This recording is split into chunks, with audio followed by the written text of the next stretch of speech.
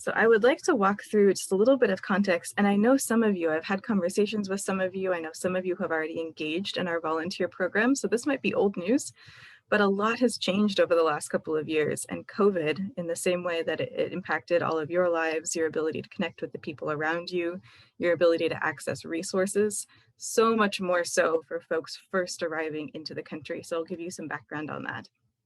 So at World Relief Seattle, we envision every refugee and immigrant welcomed by community, rooted in community, and empowered for community. So it's not just about basic needs when you first arrive. It's really walking alongside someone for 6 months, 2 years, 5 years, until we can really say we have mutually transformed each other's lives, and we have learned something, and you have learned something, and we've changed our community in the process. We've really empowered our community to be welcomers and to be belongers. So you can see in this structure I have here, there's 5 different pillars of what we do, which includes welcome services, next generation, legal and justice, economic empowerment, and spiritual care. And down here at the bottom, we have our planks. This is really what supports us in what we do. And one of those is our engaged partners. That's you, church, that's our volunteers, that's our community partners.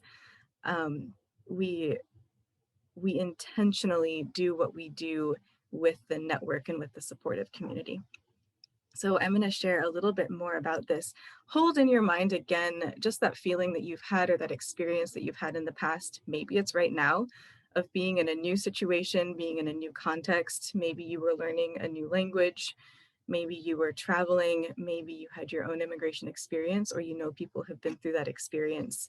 And just thinking through all of the things that you needed to figure out, all of the systems that you needed to relearn, and all of your core pieces of identity that maybe weren't understood or didn't get you where you needed to be in that context. So before I jump into that, I want to clarify a few definitions because this is really important.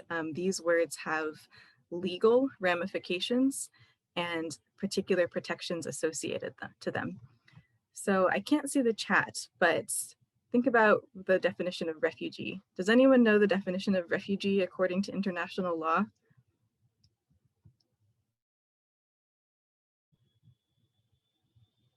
Darren, I'm looking at you. Oh man, I thought you were looking elsewhere. I'd rather test you, Liz. Let's see what you know about that. Ooh, I'm so glad you asked. Fortunately, I have my own slides as a cheat. So definition of someone with refugee status is a person with a well-founded fear of persecution, and they have crossed an international border. And that well-founded fear of persecution is a legal definition of a term that means you are persecuted for who you are or what you believe. And there are 5 things that could qualify you for refugee status. Your persecution must be based on at least one of these 5 things. One of them is race, religion, nationality, membership in a social group, or political opinion. You'll notice there are a few things in this definition that aren't included, like war or violence in your area, climate change. We hear the term occasionally climate refugee, but that's not actually included in refugee protected status. So in order to qualify with refugee status, you have to have a well-founded fear of persecution, have gotten across an international border, and be persecuted for who you are and what you believe. And if you think about your own identity and your own story and how you might connect to one of these 5 things, it's not something that you can easily change. And it's not something that you could easily change someone else's perspective of you about. And it's a very narrow definition. So I'm going to zoom us way out right now and talk about global displacement. So to be displaced as a refugee means something very specific, and you might qualify for certain protections. But there's a lot of other forced displacement going on in the world right now that might not fall under that category. We are seeing the largest forcibly displaced number of people ever in the history of the world. And I'm not just referring to the migration and the movements of people that happens quite naturally, but we have 79.5 million forcibly displaced people worldwide. That's a huge number. That's something that, honestly, in my brain, it is just a number. It is hard to really know what that actually means. And then we have 45.7 million internally displaced people. These are people who were forced from their homes for one circumstance or another, but weren't able or did not choose to cross an international border. So they're displaced within their country.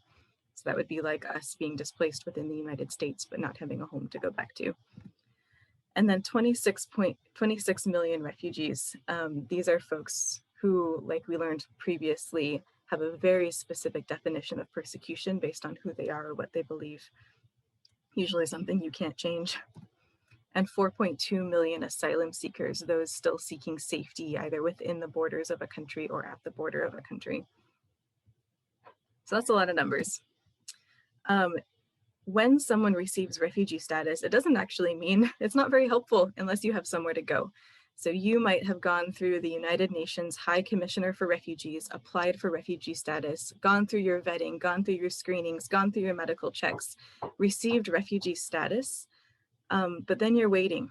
You're waiting and you're waiting and you're waiting, potentially in a refugee camp or in an urban area, until a country from somewhere in the world says, we'll take you for refugee resettlement. We will receive you into our country for safety.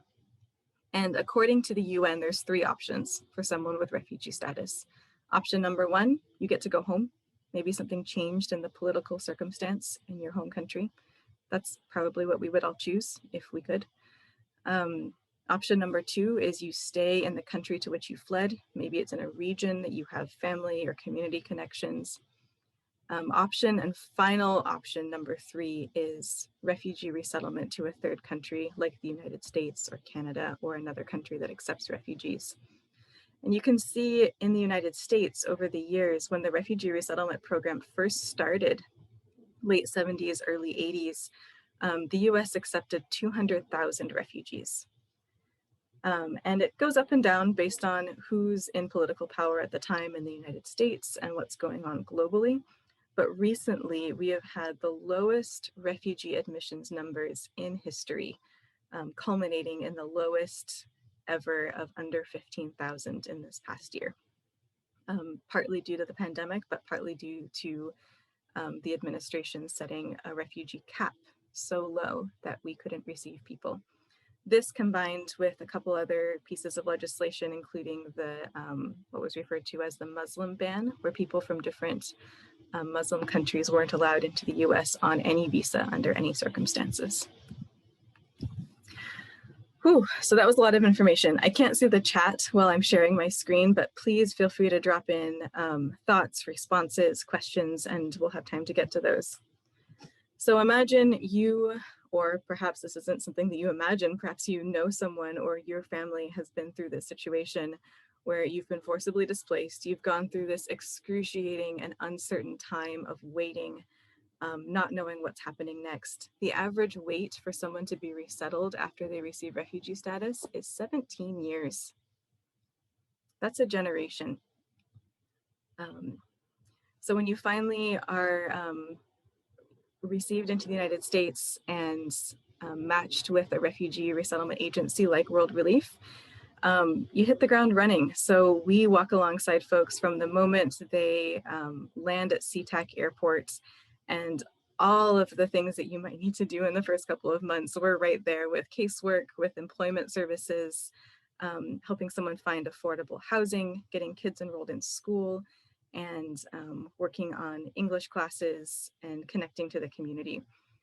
It's a really intense time of about 3 to 6 months that we call our welcome services or resettlement services. And in COVID times, this has been very, very complicated as Social Security offices are closed, DSHS offices are closed except by appointments. We have a lot of calls 3 ways with interpreters on the line, just getting everyone the services that they need. And then one of the things that it's really important to us to ask the people that we work with, like, what do you need? What's working? What's not working?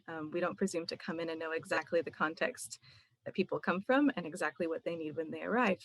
So when we did focus groups with some of the folks that we'd work with, we heard over and over again, we will be okay. We will be fine. We are adults. We are making our choices. But our kids, we're really worried about our kids. How are they going to integrate into the school systems, figure out all of this, especially through a pandemic when everything's online? So we started Next Generation programs, and this includes homework tutoring, family support. A lot of that's gone online, helping kids navigate their classes and supporting parents as they work with their kids online at home.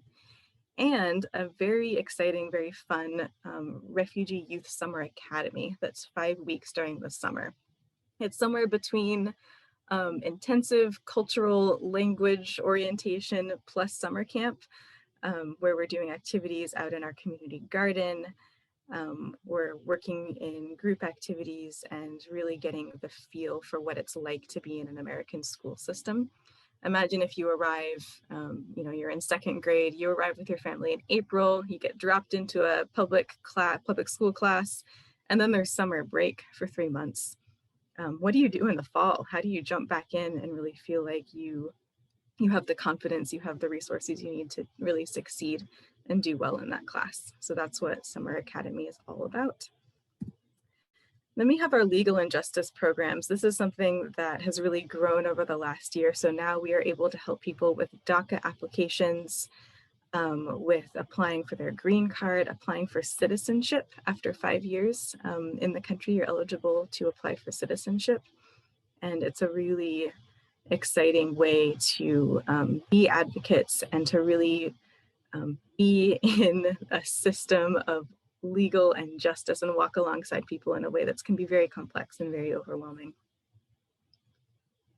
And then we have economic empowerment. And I think this is one of the most exciting things that we're doing right now. One of the other things that we've heard from folks that we work with is, people are coming with years of experience in a career.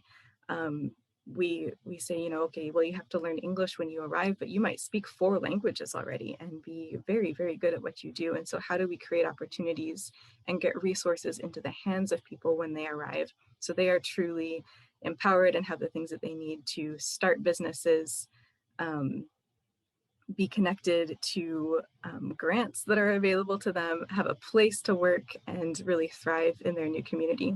So this is employment assistance. It's a community garden where we have, 50 gardeners from 23 different countries growing food. And I'm really excited about this. This is, we're launching an economic empowerment and entrepreneurship academy, which will be people starting their own businesses. We'll be connecting them with teams of people with business experience from the established community, to walk alongside an immigrant and new business owner with an immigrant background. So very excited about that.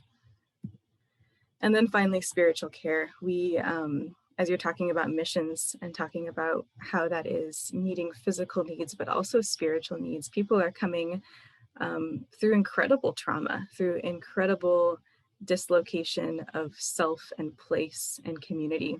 So our spiritual care programs are specifically focused on people who are detained in the Immigration Detention Center in Tacoma. And for those who have asked for it, we provide Christian Bible studies and worship services and correspondence programs. And then for those who are arriving as immigrants and refugees, connecting them to places of worship, depending on their faith and what they choose. Whew, so that was a lot. I see some things happening in the chat, so I'm really looking forward to taking a look back there. Great, Liz. I just want to verbally say, hey, church, as you think of questions, write them down now in the chat, even though we'll get to them later. It's not an interruption because Liz can't see them anyway. So she'll see it after she shares her screen, but it helps I you will get those ignore out there them for discussion. And then she'll address some of those when we finish. So light up that chat. So if it looks like we're doing a lot, we are doing a lot. And there is no way that we could do this on our own as staff, nor would we want to, because we are not the experts in every community, and we are not the experts in what everyone needs. We are very good at what we do, but we know it is always better when there is relationships being built and when people are connecting to the community around them. So with that said, partnering with a church, partnering with people of God who say, I'm here, I have some practical skills, I have some resources, but I'm also bringing a humility and an ability to really get to know someone and walk along a really difficult situation with them as they figure out what this new life is going to look like for them in the United States is really valuable. So a couple of things that I would highlight for you as ways to get involved is every year we do a century challenge or a bike ride to support refugees and asylees coming into the United States through our employment program. So this is a fundraiser that's around World Refugee Day, which is June 19th, where people commit to riding or walking or doing something for 100. So most people are riding 100 miles for World Refugee Day. And then fundraising. And the fun thing about this particular fundraiser is every dollar you raise as you train and as you ride and as you communicate with your community, we have a federal matching grant that will match it 2 to 1. So every dollar you raise equals $3 for refugee employment in Washington State. So that's very fun. I threw the link up there. I'll put it in the chat later, but it's not until June 19, but I encourage you, if this is something that you're like, ooh, I am interested in that, register now, because we've been doing some Zoom meetups with stories that people are sharing from their own refugee immigrant experiences, and then more information around immigration legal services and some of the things that we do at World Relief Seattle. So a really fun way to connect with other people and learn more about what this fundraiser actually does for people. And then the second one is Refugee Youth Summer Academy. I talked about this as one of the things that we do. And this year it is a kind of a hybrid of virtual and on-site program. We meet for 5 weeks, July through August. And one of the ways we can really do this well is when churches sponsor a week. So when they come alongside and say, we will take, the last week in July, we'll provide some financial support, we'll provide some volunteers, some resources. And it's so much fun because kids are getting to know each other. And like this year, kids are so excited to join Summer Academy because they've been at home all year long. And so just the fact that we did virtual soccer online last year. They're out at the garden doing some programs there. So I have so much information. And so if you're interested in doing this with me, I would love to walk you through what this is going to look like this year. I'm so excited for Summer Academy. And then the last one, I know a couple of you mentioned at the beginning of this service, like, wow, work is a lot, time is a lot, my family is a lot. I don't know what my next year is going to look like. I can't bike 100 miles. Wherever you're at, there's something for you to engage with. One of the things that we're really seeing a need for is welcome kits for newly arrived families. And this is a particular need right now because we're expecting more people to arrive over the summer and fall. And with COVID, we've seen a decrease in donations like this. And so we really like for churches to come alongside and provide these items. It's usually a big laundry basket full of supplies for someone's first apartment. And I have a list of items that go into that.